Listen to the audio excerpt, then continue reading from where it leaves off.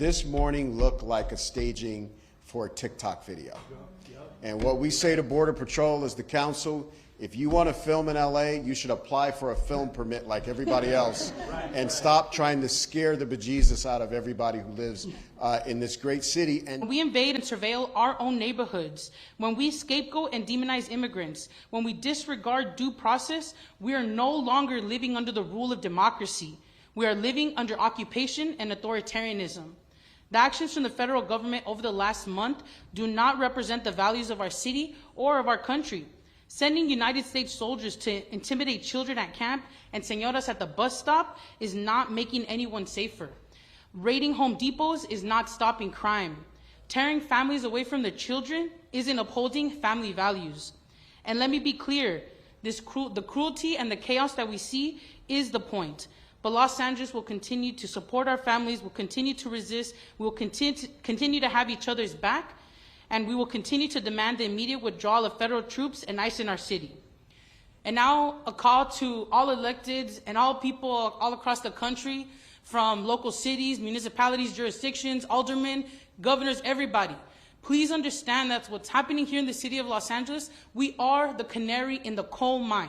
What you see happening in MacArthur Park is coming to you. $140 billion new budget for ICE. What do you think that's going to do? That's going to transport what's happening here in our neighborhoods to your front doorstep. So wake up. It's not happening by accident. So please, please watch what's happening. Please support Los Angeles. Please support California. But also, we need to work together to figure out how we make sure that authoritarianism doesn't take over our country. So here's the truth. There's no plan other than fear, chaos, and politics. Home Depot one day, a car wash the next, armed vehicles, and what looked like mounted military units in a park the next day. What happened to the criminals, the drug dealers, the violent individuals who were in the park today were children. It was their summer camp, their summer day camp. Those kids now have no activities this afternoon. They have to stay inside. They were ushered inside so that they didn't get exposed to the troops that were walking in formation across their playground area. We did not want the children to be aware that it was ICE.